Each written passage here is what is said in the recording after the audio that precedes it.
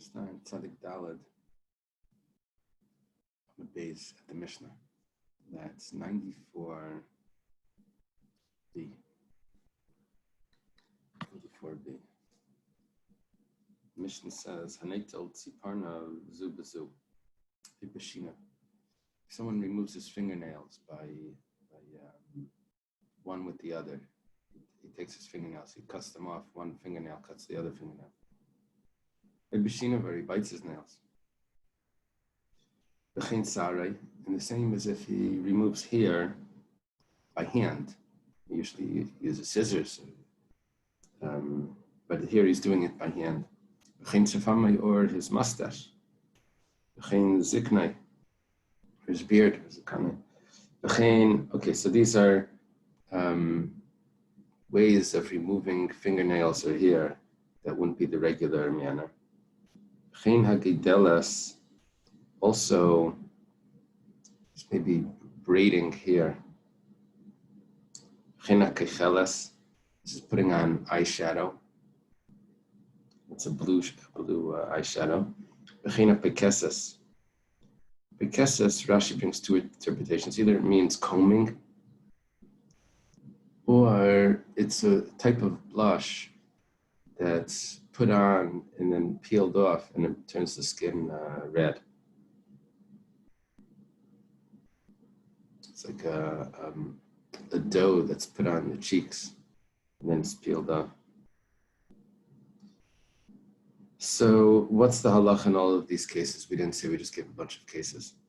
Rabbi Eliezer mechayev chachamim ma'asrim mishum shvus. Rabbi Eliezer says that all of these are chayev, these are deraisa. The chachamim say, no, this is only rabbinic. The Gemara is going to explain exactly what are the issues here. We'll see. And even in the Gemara, we'll have machlekes, Rashi Taisus, what the issues are. Okay, so we learned in the Mishnah, someone that takes his fingernails off by using his fingernails, or he takes his hair out by using his hands, all of those, it's machlekes Rabbi Eliezer and the Chachamim, if that's chayev. And the same would apply to these three other interesting cases of braiding hair, eyeshadow, and putting on a blush, or combing the hair. Also, it's a machlekes. Amar Rabbi Elazar. Rabbi Elazar is Rabbi Elazar ben Pedas. He's not Rabbi Eliezer of the Mishnah. Rabbi Elazar of the Mishnah is Rabbi Elazar ben Hurkanes. So Rabbi Elazar says, machlekes biyad. The whole machlekes between Rabbi Elazar and the Chacham in the Mishnah, if a person's chayev, if he does these things, taking his fingernails off, etc., and the Chacham say that he's pater, because it's only a shvus, it's only rabbinic. That's only if he does it by hand. Aval b'keili, but if he uses a nail clipper, he uses some sort of knife or a tool, divrei hakol chayiv. The Bach adds in divrei hakol says chayiv. Okay, everyone's going to say it's chayiv. Taisvus here argues with Rashi.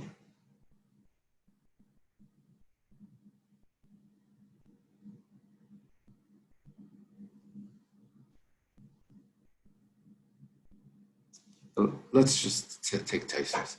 Taisus says the Rekal Chayev. There's an issue now of what's the malacha of taking off fingernails. It's similar to geizes, which is what you do to wool when you take off the hair of the sheep, wool of the sheep, these hairs. So then you can use it for cloth. You can turn it into thread, and you can make it into cloth. Now, that's not done with human hair, and it's not done with fingernails. So, if you're taking it off to make cloth, that's a constructive work, and that's called a malacha hatzricha l'gufa. If you're taking off simply because you don't want it on your body, then that's a malacha she'ein hatzricha l'gufa. So, what's happening here is that the whole machlokes is if you do it by hand. But if you do it with the utensil, everyone agrees that you're chayev. How could everyone agree you're chayev? It's machlekes. If it's a malacha shein tzrich legufa, it's machlekes Reb Shimon and Rabbi Yehuda, famous machlekes. If malacha shein tzrich legufa is chayav or not. Here, he doesn't need it to make cloth. He's not making any sort of utensils out of nail clippings or human hair, or cloth. So Tosfos says Divrei Kol Chayev means that both Rabbi Eliezer and the Chachamim would agree with Rabbi Yehuda that malacha shein tzrich legufa is chayev. That's what the Gemara means here. We're only everyone agrees the opinion that really we're not concerned about, do you need these nail clippings to make some sort of material? That's not our issue. We're talking about that it's even a malacha shein tzrich legufa is chayev. Okay, it's a chiddush. The Gemara says, 1 second, it's not a chiddush. Pshita, this is obvious. The Mishnah already says that. I don't need Rabbi Elazar ben Pedas, an early Amayra, to come and tell me what the Mishnah says clearly. Zu bezutanan, the Mishnah says, if you cut one fingernail with the other fingernail, then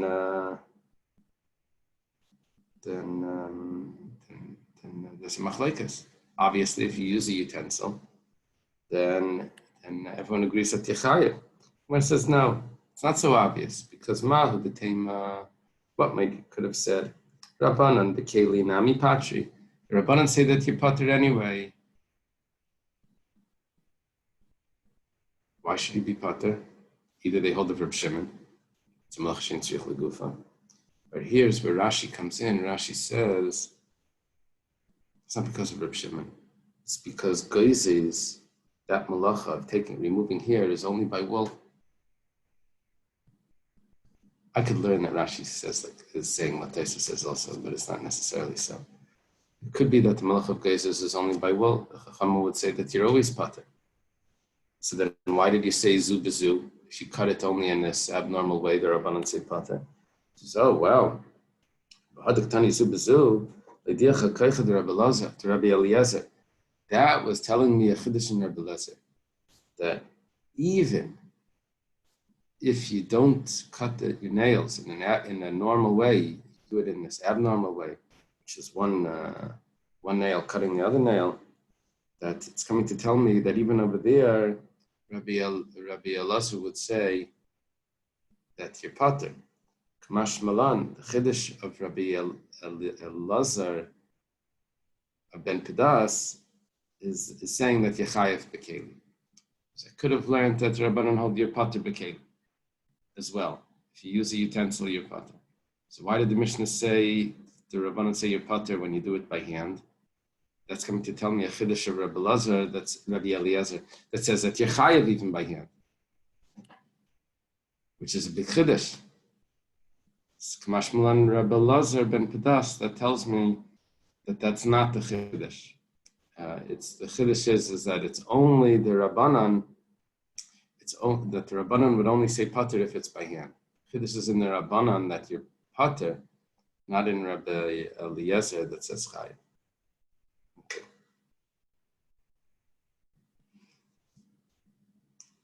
The Amar Rabbi Elazar also says, Rabbi Elazar ben Pedas again, machlekes la'atzmai. This is a machlekes only if you're picking your own fingernails with one hand to the other. Aval chaveiroi, yes, you can say biting as well. That's what the Mishnah had. But if you're biting your friend's nails, so then divrei kol pater, everyone agrees that that's pater. Where it says pshita, that's obvious. Tziparnav tanan, the Mishnah said that already. It said it's his nails. Didn't say it says if it's his friend's nails. The Mishnah wasn't talking about that, probably because it's pater. Where it says not necessarily. Mahu detema Rabbi Eliezer lechaveri nami mechayev. Could have thought that really Rabbi Eliezer would say chayev. Doesn't matter whose nails are being cut. So why did it say v'hadaktani tziparnav? Why did it say tziparnav? His nails. Like Rabbanan, to tell me a chiddush in the Rabbanan, to tell me that even if he's doing something that is slightly normal, it would be he's cutting his own nails with his fingernails, or he's biting his own fingernails. Nevertheless, he's pater. Kamash Malan, it comes to teach me that it's not a chiddush of the Rabbanan that he's pater if it's his own. It's a chiddush in the Rabbi Eliezer that he's pater by someone else's. He's only chayav if it's his own. That's what Rabbi Eliezer ben Pedas is coming to tell him. Okay. You know, the Chazon Ish thought that people that bite their nails out of habit, he thought that they're mechal Shabbos. He said that obviously it's impossible to do that during the week and stop on Shabbos. So he was like strict about that. If the act is wrong, why do we care whose nails it is? I can't carry something on Shabbos. I can't carry. It's not like I'm allowed to carry your books, but I can't carry my books. Either carrying is right or carrying isn't right. You ask him, why is there a chiddush with cutting someone else's nails by a finger? I think what it means is that it would be more normal for someone to take off his own fingernails with his own fingers than to, if he's doing it with someone else, then he would use the utensil. Look, it's people bite their own nails. There's a habit. People bite. But didn't we say that if you don't use a utensil, it's fine? If you don't use a utensil, it's machlekes Rabbi Eliezer and the Chachamim. Chachamim say it's only Yasser Mid'Rabbanan. Fine. So now the question is... The point is, if he's doing his friend, he's most likely using a utensil. So now... It's surely a problem. No. Now we're saying, let's say he bites his friend's nails. Okay. So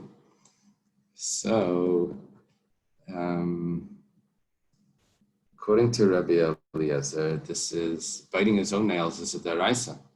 What about biting his friend's nails? Comes along Rabbi Eliezer ben Pedas and says biting his friend's nails is not a deraisa. That's already as far as it goes is his own nails. It doesn't go further than that. His friend's nails is already removed. By the way, I forget who says it, the Shach or the Ramah in Hilchas Chatzitza. If a woman has a nail that's hanging, so if they're supposed to cut the nail short for the mikveh, if there's a nail hanging and it's Friday nights, what do? She can't take it off. And it says you get a guy to bite it off. I don't know who's going to do that. You have to train the attendants at the mikveh, whoever maybe there's a cleaner there or something. You should go outside to the security guy. Yeah, it'd be very odd. Okay. The Chen Sare.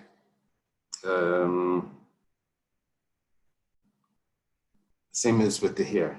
We said the hair, if someone takes it off in an abnormal way, I guess by hand, it rips his hairs. So then, that's also the machlekes. Tana. Start in a brisa. Hanaitel malay pi hazug chayev. Someone, how much hair? That's what we're discussing, the amount. Someone takes off the amount that would fit into the scissors that's used in the scissors. Cutting hair is not so easy with scissors. You need a good scissors. Otherwise you go crazy over there. It doesn't cut. You keep going and it slips in between. So how much hair would be considered cutting? So it's pia zug. What fits into the opening of the scissors. Zug is a hair, right? So that's a scissors. Chayev. That's kama malay pia zug. So how much is that? It's a little surprising answer. I'm Rav Yehuda Shtayim. 2 hairs. Was it Rav Yehuda? And I guess Rav Yehuda is an Amira. He's explaining the brisa. But we have a brisa that says, it's that same brisa. This is talking about that you're not supposed to take out hair. You're not supposed to make a bald spot when someone dies. It's a simul karcha.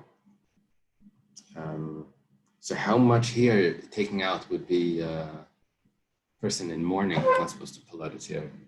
So how much hair would be at that violation? So the lakarcha shtayim, it says 2 hairs. Now, there's a bit of an issue here because it starts off saying that if someone takes out on Shabbos piyazug, that's chayiv. And for mourning, if someone removes hair and this pain that he's going through because someone passed away, that's 2 hairs. But it uses a different term for taking out hair on Shabbos to taking out hair because of mourning. One is piyazug and one is shtayim. So obviously those are different measurements if it's the same brisa. So the Gemara asks, "V'atanu l'karcha shtayim." Gemara answers, "Ema b'chein l'karcha shtayim." And also it's 2 hairs. Okay, we answered that up. Tanya Nami Hachi was also taught in the brisa. Anaitel malei piyazug b'Shabbos chayev.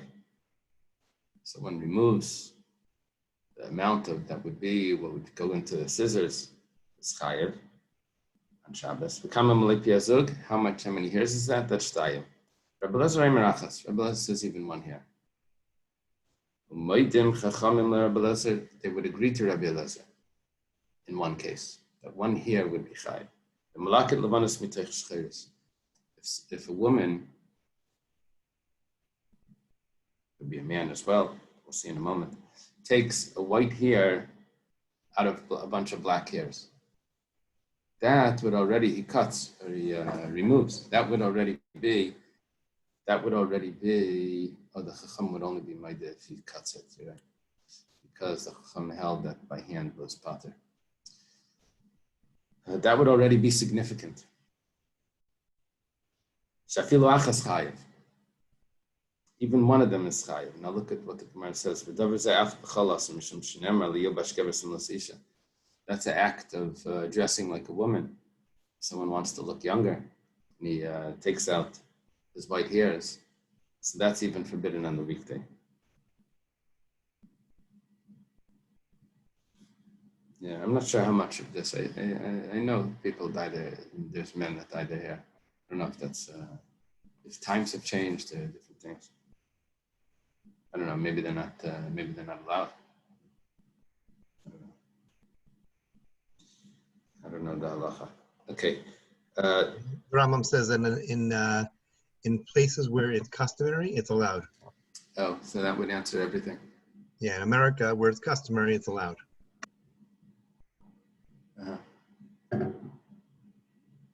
Interesting. The famous on Allah Hashem. I have to ask your Rabbi. Okay. Tanya was starting a brayser of Shimon ben Elazar Eimer. Sipayr and Shapir Shuba. If a nail is mostly removed, it's hanging. The tzitzin Shapir Shuba. And tzitzin over here is referring to the little pieces of skin that are below the cuticle on the upper part of the finger. So it peels off sometimes. Those little pieces that they're mostly off, so they're about to fall off. So biyad, if someone removes them by hand, that's mutter, that's acceptable. So the nail in those pieces of skin is mutter. The Eily is chayiv. If he uses the scissors, that's chayiv. Chayiv chatas. I want to ask 1 second. There's a huge gap. It's a huge difference between mutter and chayiv chatas. You have something that's mamash malacha, and then you do it by hand, and it's mutter. Usually, you do it by hand. It's abnormal. It's pater. Doesn't mean that it's mutter. So, miyakamidi de bekeli chayiv chatas biyad mutter lechatchila. Is there such a thing? Do we have any example of that? There's something that's mutter lechatchila because you're doing it in an abnormal way, but it's not muktzah. And even muktzah is not chayiv chatas. You know, muktzah, kalach yad, you have these heterim. But here, on one hand, it's a malacha, like if I plow with my left hand or something, it's gonna be mutter lechatchila. Maybe there'll be a pater because I did it in a strange way or something. It's not mutter lechatchila. The Gemara has to adjust this. The Gemara says hachi kamer. Pirshu ruban. If most of it came off, then biyad mutter, and bekeli is pater abalasa. Now it makes sense. Even Bekeli, it's pater avalasar because it's mostly off. So therefore, if you do it by hand, it's mutter. Light per shiruban, if it's not mostly off. So then biyad is pater avalasar. That's what we were expecting. It's an abnormal way. That's the opinion of the Chachamim. However, Bekeli is chayiv chatas. Bekeli is chayiv chatas. Everyone agreed. Cut off a fingernail with a keli is chayiv chatas. The Chachamim agreed. Amar Rabbi Yehuda halacha kereb Shimon ben Elazar. Yehuda says that the halacha, it's Rabbi Yehuda the Amaira, he says the halacha is kereb Shimon ben Elazar that makes this distinction. Makes this distinction about how much it was removed. And Amar Rabbi Bar Bachan Amar Rabbi Yechanan v'hu shepirshu klapi mayla mitzara seisei. The only time that will allow this for a person to take off a nail that's hanging mostly off is only in the skin that's also hanging, is only if it's pirshu klapi mayla. Rashi learns pirshu klapi mayla is that it started to tear off the tip of off the upper part of the finger next to the nail, and it started to pull backwards down, which is the normal way that it does it. And he says that's pirshu klapi mayla, and it's also causing pain. It could be if it's pulled too much, could be cause a little bit of pain.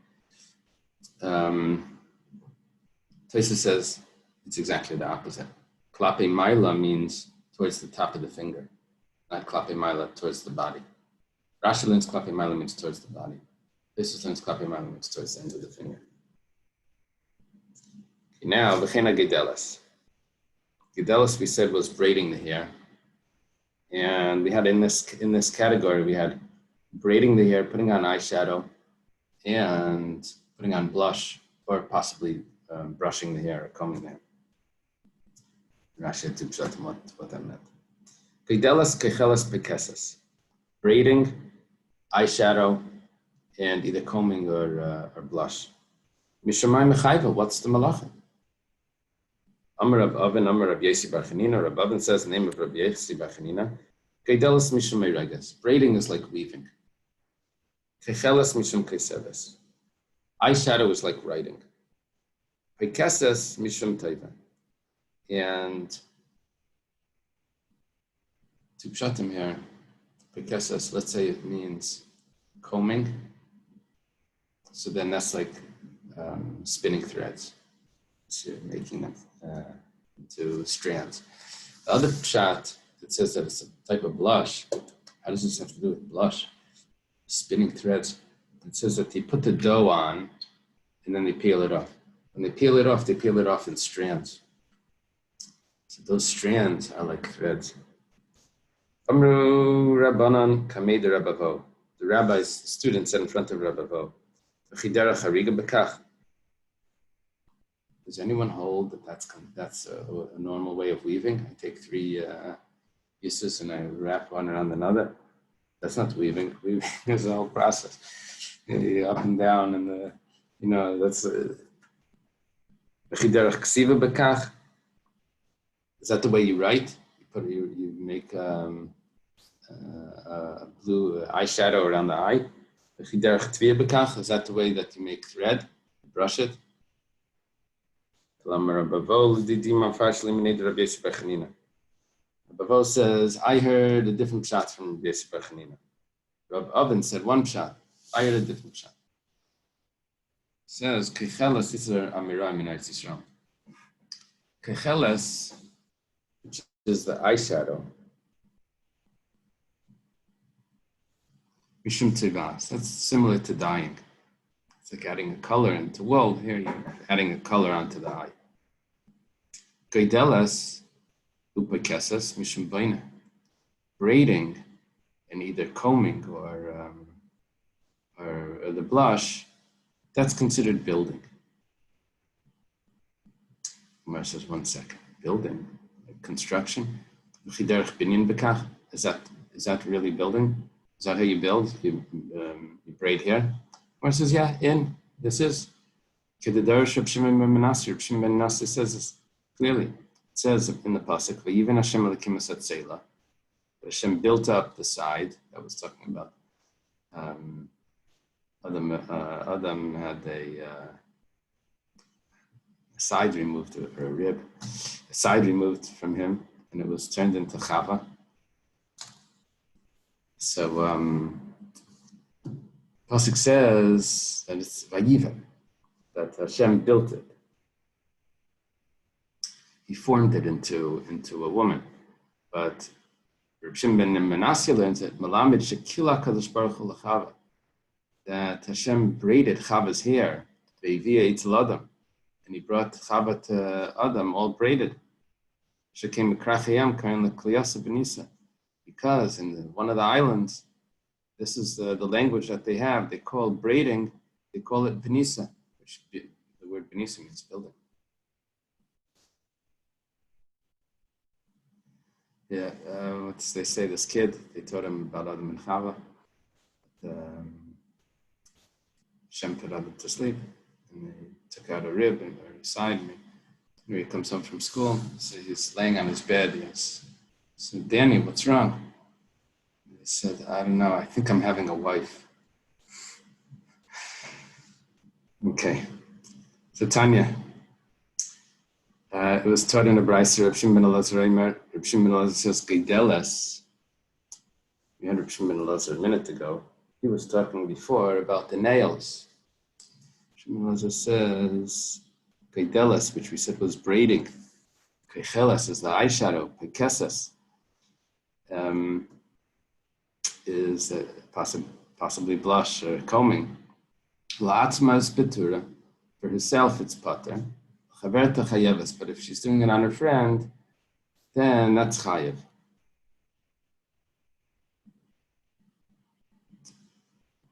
The reason why she's pater if she does it for herself is because she can't do it so well. She does it for her friend, and that's more normal, and that's why it would be chayev. Yeah, also they have a lot of schmoozing that goes on when they do this. They sit there for hours, some of these doing the hair, and they talk about everything. So, v'chein, that has nothing to do with the chiyuv on Shabbos. Maybe gossip. V'chein Reb Shimon ben Elazar mishum Rabbi Eliezer. Shimon also says the name of Rabbi Eliezer. Isha le'kaver strak al panav nesha tzivas. She shouldn't put on Shabbos this sort of red ink, red dye, red makeup that comes from some sort of reeds onto her face, because that's considered coloring. Tanu Rabbanan, an interesting brisa. Hacholev, this is someone that milks an animal. B'mechabit, this is adding the rennet into it, the butter, probably making the cheese. Hamagavhen is forming the cheese. So there's putting the rennet in, and then there's removing the cheese from the liquid, in the whey.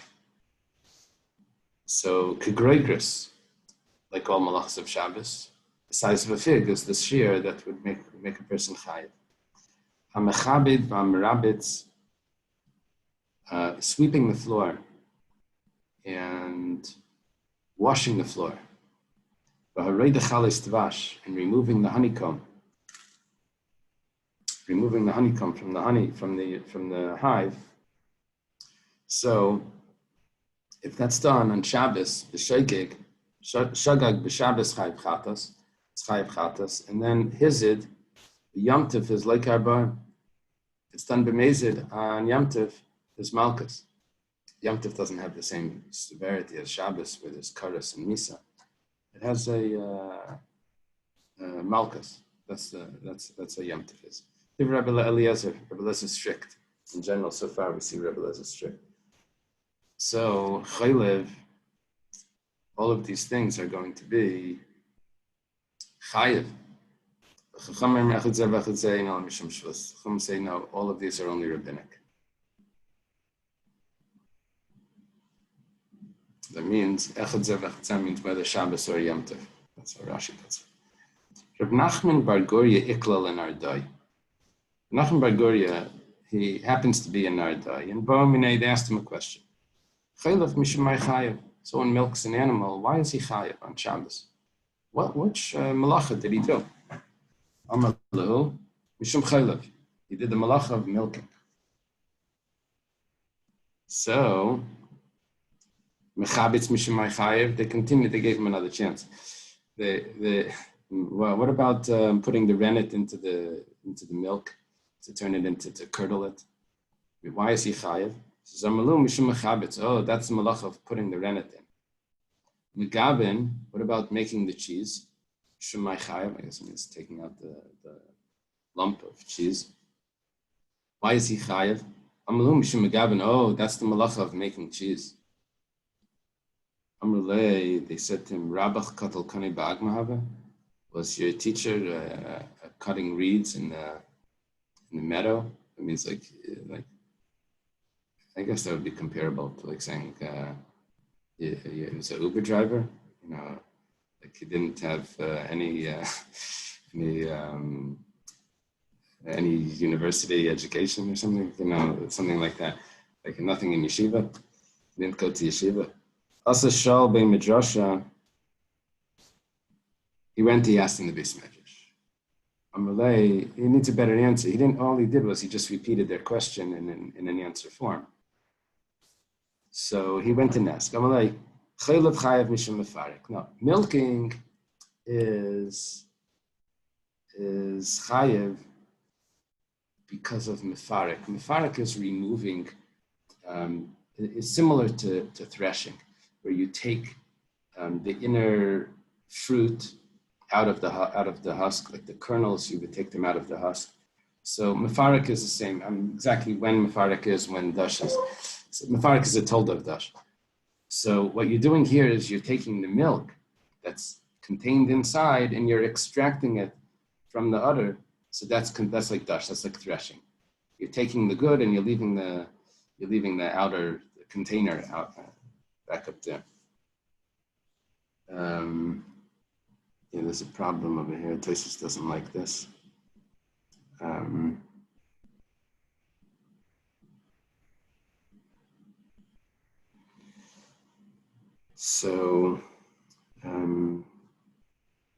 Tosis, I think before we had ones where Tosis says it's considered smoothing out the udder because it makes it flat after the milk is removed. There was an issue that Tosis had that based on a Gemara that dash is only by gidulei karka, things that grow from the ground, and this doesn't really grow from the ground. We had it when we learned the malacha spec on Klal Gadol. Mechabitz, what about the cheese? Separating the curdle from the whey. That's chayav mishum bayra. That is chayav because you're separating. You throw in this rennet, and the cheese, and it's separated. The milk separates. You didn't actually take it out. Interesting. But making cheese, I guess that means like putting it into the block. You take the cheesecloth, you tie it up. So that is considered building. Okay, these are interesting descriptions of these malachas. Hamechabed v'amerabetz, sweeping the floor and washing the floor.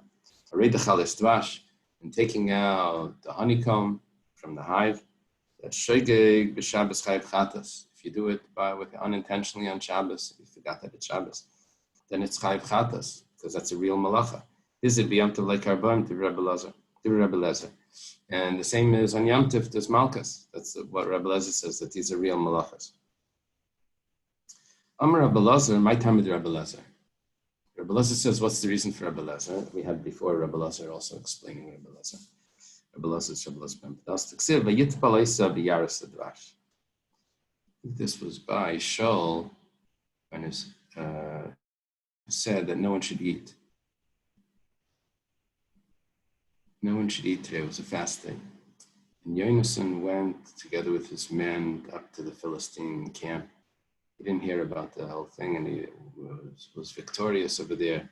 He was very tired. And they saw this honey, and he stuck his stick in, and he ate from the honey. So over there it says, "Vayitpalesa b'yaris advash." He dipped it into the yaris advash, the forest of honey. Where do you get, what's that term? Forest of honey? What does a forest have to do with honey? It's coming to teach us a halacha. That ma yar, just like a forest, if you uproot something from a forest on Shabbos, you chayav chatas, because that's attached to the ground. Also, if you remove from the honeycomb, it's chayav chatas, it's like removing from the ground. It's a very interesting.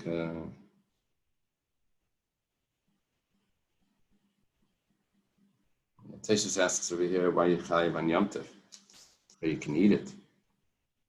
Tzeichel nefesh. Okay. A meimar shara zilcha b'machuza. A meimar allowed them to wash the floor in machuza. He's not talking about using the mop, because the mop has its own problems. But he's talking about pouring water on the floor. Amar, he says, time mayim rabbanon. And what's the reason why the rabbi said you can't wash the floor? May come to smooth out holes. That means if you have a floor that's a dirt floor, so sometimes you get grooves in the floor. When you wash it, you're going to make it smooth. So you're ashvi gumis, you're making the floor smooth.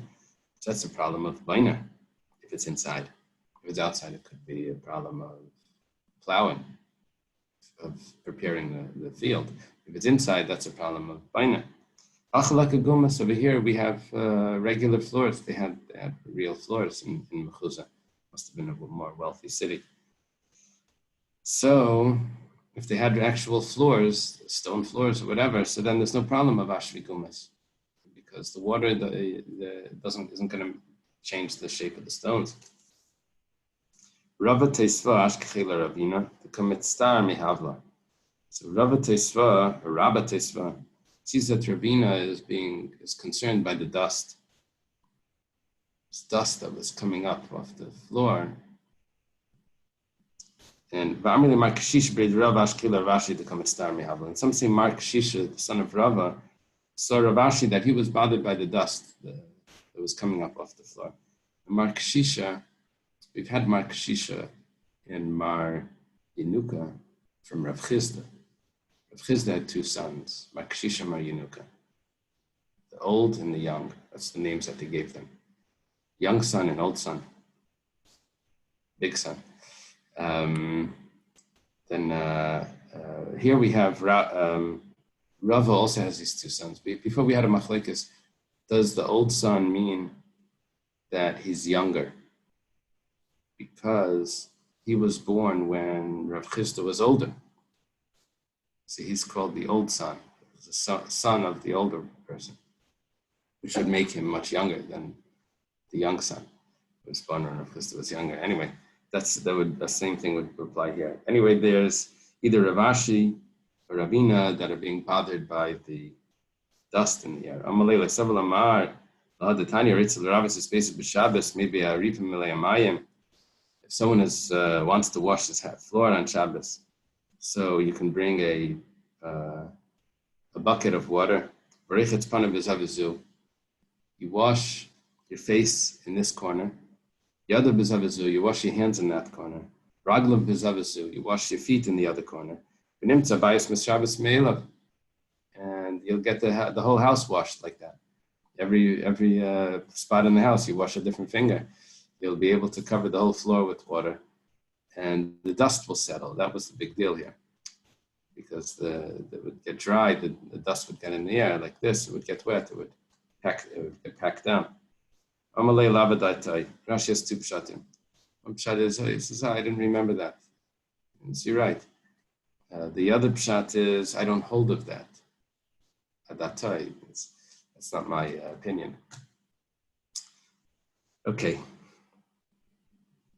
Tana was taught in a brayso, Isha Chachama, a wise woman, where Rabbi space of Shabbos, she's able to figure out how to wash her floor on Shabbos by doing that, washing her hands here, her feet over there. But now that we hold like Reb Shimon, where Shimon holds that a davar she'eino miskaven is mutter, so then your intention is not to straighten out the floor. Your intention is to keep the dust down or whatever. So then even if the floor gets straightened out, but that wasn't your intention. So you're allowed to walk on the grass, even though a blade may get pulled out or to move a chair on Shabbos, if your intention isn't to make a groove, if it's not very heavy. Okay. So that was the machlekes Rabbi Shimon Miskaven with Rabbi Shimon and Rabbi Yehuda. And now that we go like Rabbi Shimon, so this is acceptable, even l'chatchila. We have a Mishnah now. It says Atayla Shmiat Tzedakov. One has a flower pot. The flower pot has a hole in the bottom. If there's a hole in the bottom, so the nutrients from the ground are able to get into the pot, to the roots, and it nourishes the plant. We know that I don't know all the details of this, but I know that the fruits ripen with the gases that come out. They spray the trucks, the banana trucks, so that they should ripe the gas. I forget which type of gas it is that ripens the fruits. But they spray it so that it should be just about ripe when it comes to the store, and that they should all ripen around the same time. So they have that arranged, and they could modify that with how much gas they put in. Anyway, whatever it is, there's things that come from the soil that come up, and it can go into it gives nourishment to the holes that are to the plant that has a hole in the bottom of the pot. So what is that considered? Is it considered attached to the ground, or is it considered separated from the ground? So if it has a hole in it, so it's chayiv, it's considered attached to the ground. You're removing from the soil. But if it's a pot that doesn't have a hole in the bottom, then he's exempt. Reb Shimon Reb Shimon says both are exempt. Both of them are not attached to the ground, even if there's a hole in the pot. Rami le Abaya le Rava. Abaya poses a contradiction to Rava. Rami le Reb Chia Barav le Rav. Some say that Reb Chia Barav posed a contradiction to his father, Rav. Tanan, it was taught in the Mishnah, Reb Shimon Paita B'Zeh B'Zeh. Reb Shimon says that it's detached from the ground, even if there's a hole in the pot. And therefore you're exempt if you remove something off one of these flower pots. Alma, or a houseplant, or whatever. Alma, Nakuv l'Reb Shimon k'she'ena nakuv mashvila. It means even if there's a hole, it's like there's no hole. But there's a problem. There's a contradiction. Reb Shimon Aimer ein bein nakuv l'she'ena nakuv. There's no difference between a pot that has a hole and a pot that doesn't have a hole. Elach shezram bilvad. We're on top of Tzadikayim. It's only regarding getting the grain wet. If grain gets wet, it's makabel tumah. If the grain is attached to the ground, then of course it gets wet because it gets rained on. It's not makabel tumah. If it gets rained on or if it gets wet when it's attached to the ground. It's only makabel tumah when it gets wet after it's removed from the ground. So Reb Shimon says that is it considered removed from the ground when it's in a flower pot that has a hole? So he says, no, if it has a hole, it's considered attached to the ground. If it doesn't have a hole, then it's considered removed from the ground.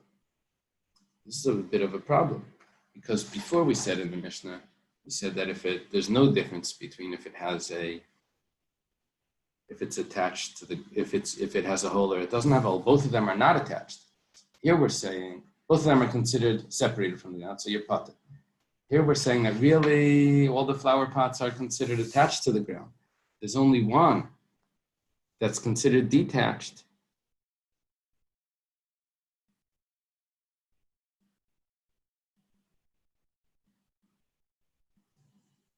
There's only one there's only one aspect that's considered detached from the ground, and that's b'negei makabel tumah if it doesn't have a hole.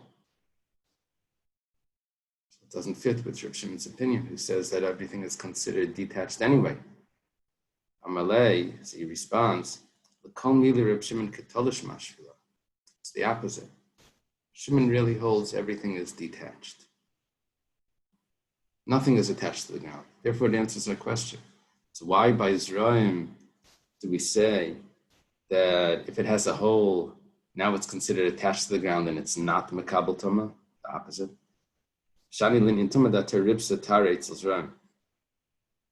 We have an extra Tara. It says in the Pasuk, Shnema Kol Zera.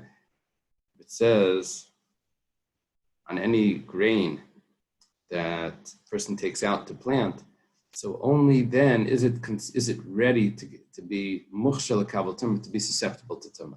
But if it's still in the flower pot that doesn't have a hole, or even if it does have a hole,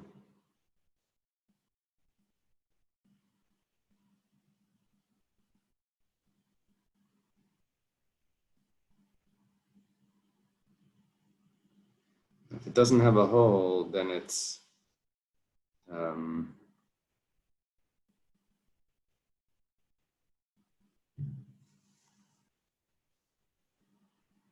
if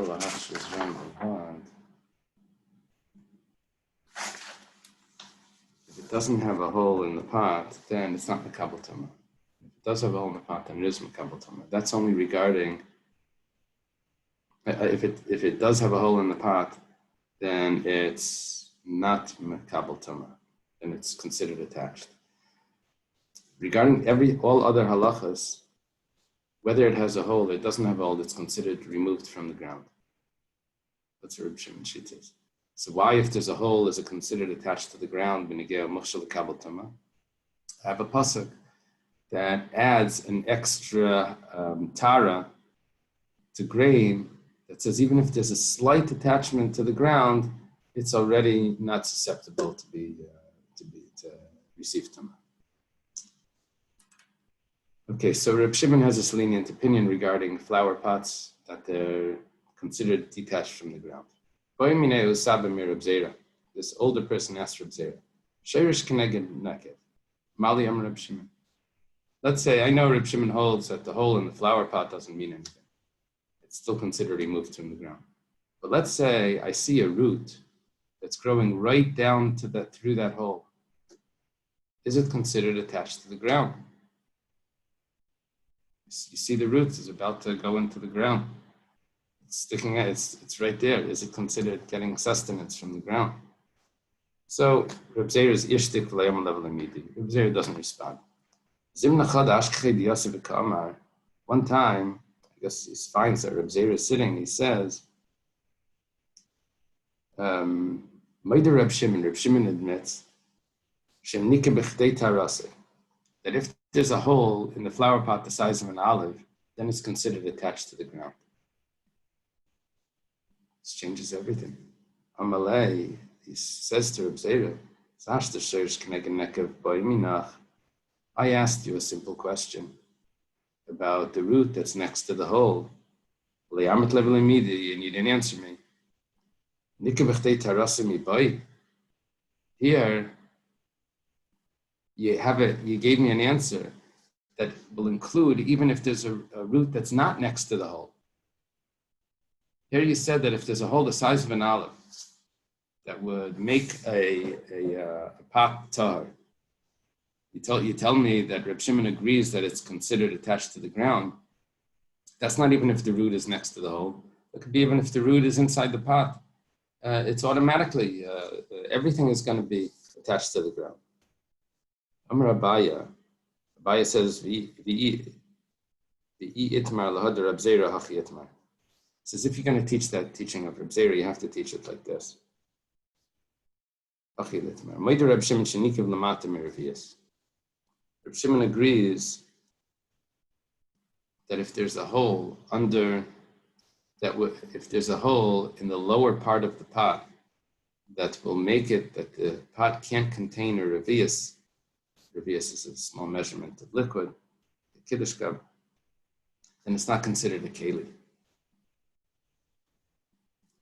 Can't contain anything. The hole is too low down. I always imagine that the flower pots, the holes were in the bottom anyway.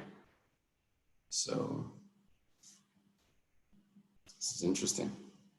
I don't know what Abai is gaining. I'm not sure what he's gaining by saying that.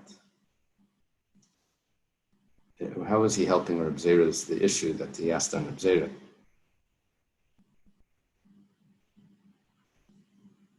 Does that make it better? Does that help the Sheirish Keneged Nekev? In other words, the person had a valid question, Reb Zera didn't answer. And then he hears Reb Zera saying something that's so much more inclusive than that. I'm not sure. Okay. You know, they used to say Reb Chaim Soloveitchik had two sons, maybe more, but he had two. It was Reb Moshe, who was Rabbi Soloveitchik from Yeshiva University's father. And he also had Reb Yitzchak Zev, Reb Velvel, they called him, the Brisker.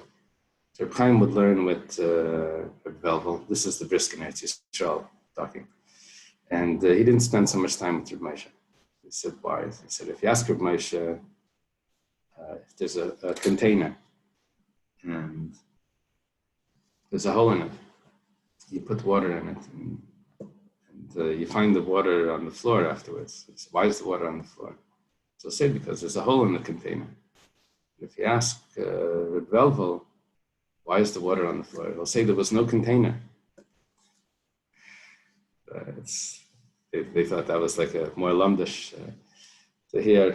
It's not a container. It's not a pot. There's a hole in it. Okay. Amar Rava. Rava says we're going to have 5 types of holes in vessels. Yeah. Chamish midas b'kli cheres. There's 5 holes. You probably remember that there was a pomegranate hole, a hole the size of a pomegranate made a kli cheres star. We'll see exactly how that fits in. Here we said it was the size of an olive. So there's 5 levels of vessels, of earthenware vessels. Nikav kamaitzi mashke, if it has a leak and liquid drips out. So tar milatame gistra. If it's a full vessel and it has a leak, it's still tame. This vessel could still be makabel tame. Because the leak in a vessel, that's possible. But if it's a gistra means it's a shard of a vessel, which they didn't throw out the shards right away. Some shards they could use them. But if a shard had a hole in it, that's like putting a patch on a patch. That's already too far. So a shard with a hole in it, that's already tar. So if the shard leaks, then that's already tar. That's not a vessel at all. So it's tahar milatame gistra. It's tar from being tame as a gistra. Gistra is the shard. However, vadayin kelihu lekadosh by mechatis, but it's still considered a utensil, even for the paraduma, which over there you need kli cheres. What does it say? Mayim chayim. It's mayim chayim al keli. Mayim chayim al keli. Over there you need a keli. This is still considered a keli, even though it has a leak. Next case. Nikev kekonis mashka. It's not that it has a leak. If you put this on a puddle of water, the water will come in. It's more than a leak. The water can even enter into it. Then Torah melakadosh b'mechatas. It's not a vessel for the mechatas. However, dain keli yulahachshav beizroim, but it's still considered a vessel that if there's plants that are growing in it and those plants get wet, it's not machshel kabel tumah because it's not considered attached to the. It's still dain keli yulahachshav beizroim.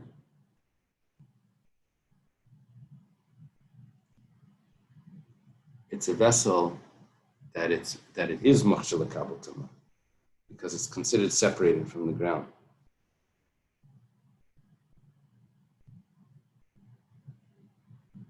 Yeah.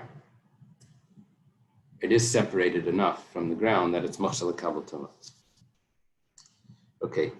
Nikav k'sheirish katan. If there's a hole the size of a small root, then tar malachshav beizroim. Then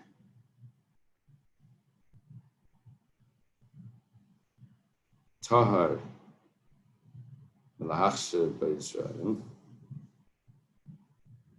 It's considered attached to the ground. It's already the size of a root. It's considered attached to the ground. Therefore, if it gets wet, it's not susceptible to tumah, like all things that are attached to the ground. But it's still considered a utensil that it will become tameh because it can still contain olives. Nikav kamaitzi zeisim. This is the fourth one. If there's a hole in the vessel the size that olives will fall out, then tar melakabel beiseisim. That means that it's totally tahar. However, if you decide to use this vessel for pomegranates, then you've remade it into a vessel. You gave it significance. It can still hold pomegranates. Nikev kamaitzi remainim. But if it already pomegranates are falling out, tar miklum, then there's nothing else that this is used for. In book of Tzamid Pasel, there's an exception here. I said there's 5 levels, but there's really a 6th level. If you put a seal on this, over this pot, earthenware pot, so then only if the seal is removed will the tumah enter inside it. Will it be considered a vessel for the tumah to go inside? However, if it breaks, and even if it breaks in a large way that like half of the pot fell off, right of the pot fell off, it's still going to be tar, because the only thing that would make it tameh is if the tumah can enter through the opening. There's a pasuk that says that. It says the kol kli pasuach, any open vessel that's in a tent of where the mace is, the tumah will enter inside and make that tameh. But here, I know it's open from the back, but it's really it's closed on the top. Amar Ravasi shemati kli cher shir k'mitzuriman. Ravasi says, I heard that a kli cheres, the measurement is the size of to let out pomegranates. Amalei Rabba shemata b'mukav tzamid pasel. Maybe that large size is only by a tzamid pasel, where the pot is sealed, and then it has a hole in it, the size of a pomegranate. Then it's going to become, the tumah is going to enter into it. What is he talking about pomegranates? It needs to be so open that even if the majority is open, it's still, the tumah doesn't enter into that from the back end of the pot, because it's not open from the top. This is like kasha baravria bezutri. Depends. In a small vessel, then if it lets out pomegranates, it's not a vessel anymore. If it's a large vessel, then it needs to be broken in the majority for it to be not a vessel anymore.